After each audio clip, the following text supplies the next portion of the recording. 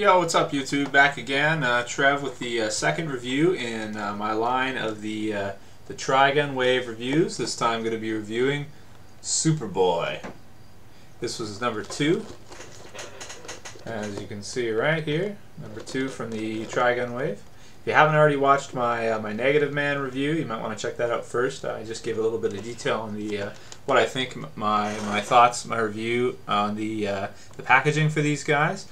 Because I went over the packaging in that review, I'm not going to go over the packaging in this review. So I'm going to go ahead and open them up and be right back. 1 second. Alright, so I went ahead and opened up Superboy, and I'll give you my thoughts on this figure right away from the first time I saw his pictures a couple months back when they released the pictures of him, and all the other characters from this wave. This was actually probably, this and the Blue Beetle are the two that I wanted to get the most, especially Superboy. I really like the character. I remember back in the freaking early 90s playing the Death and Return of Superman, and I remember there's a couple levels where you got to play as Superboy. You got to fly through and do different stuff like that. And this figure is awesome. This is definitely, for me, well, I haven't opened up the Blue Beetle yet. A lot of people are saying that that's an awesome figure, but to me, this figure is probably, this is probably going to be my favorite figure of the wave. We'll see, but this figure is awesome, just awesome. He's got a sweet jacket on here, which gives him a little bit of a different feel than a lot of the other DC Universe Classics figures. And he's got, he's got the straps here. You can see the straps there, wicked cool. So it's kind of like open. You can see the S real nice on there, and the belt, and then this sculpted on here too. Sculpted boots for him, and I really like this on the back here. That S symbol, that yellow is just perfect. It's just awesome. The head sculpt's great. The glasses, you can actually see under the glasses. His eyes are in there. You can see the blue eyes, but glasses, I don't think are removable. They look to be glued right on the side there, or in place. I mean, you could probably rip them off if you really wanted to. I don't want to. I like the glasses. I think I'm just going to leave them the way it is. But for me, this figure is totally awesome. I love this figure. Definitely going to be one of the best of the wave for sure. Now, this guy is a different body buck than the others. He's skinnier. He's smaller. He looks more like, kind of like this. This is a good design for these guys, because for some of the newer figures coming out, it's a little bit more sleek than the others. It's not as bulky. The shoulders aren't as big, as you can tell if I put Negative Man, in there. You can kind of see how the shoulders joints, are much bigger on the other body bucks. And this is a much slimmer one, and it's good for characters like this and others.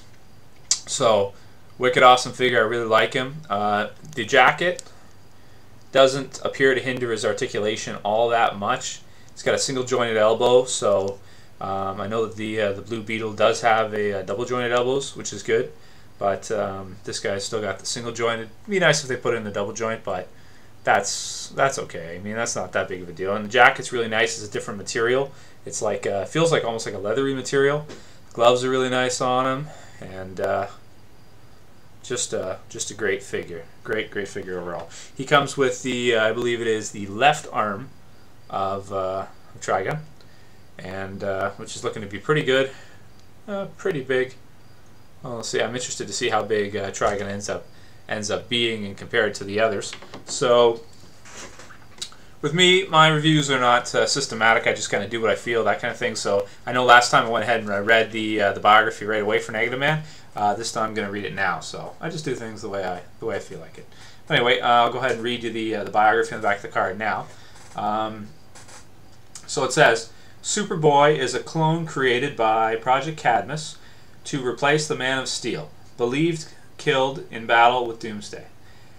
Unable to genetically engineer Kryptonian DNA, Cadmus instead bioengineered the Teen of Steel with genetic material from its late director Paul Westfield.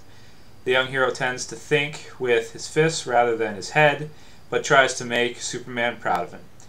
As far as his statistics goes, his first appearance was in The Adventures of Superman 500, early June 1993. And this was one of the characters that came out of the Death and Return of Superman afterwards. Him, Steel, Eradicator, you know, the clones of Superman, this kind of thing. This was one of the main clones, and he still is a prominent character in DC even to this day. And there's also, you know, Superboy Prime, which is really cool. I hope they make a figure of Superboy Prime. A lot of people hate Superboy Prime. I actually like Superboy Prime. I think he's an awesome character. But anyway, that's a different situation. And real name is Connor Kent. Occupation is adventurer. Adventurer, that's his occupation. Base of operations is Metropolis, of course. Special abilities, tactical telekinesis. Oh, I didn't know that. Which replicates many of Superman's powers. Or sorry, not tactical. Tactile telekinesis, which replicates many of Superman's powers. Can disassemble objects by touching them. That's interesting. As I said before, everybody in DC is freaking superpowered, overpowered. It's ridiculous. It's ridiculous. They got enough powers. One character has as many powers as every character in Marvel. His name's Superman. But anyway. Alright, so as far as this figure goes, great figure. I love him. I guess I'd have to give him a 9 out of 10.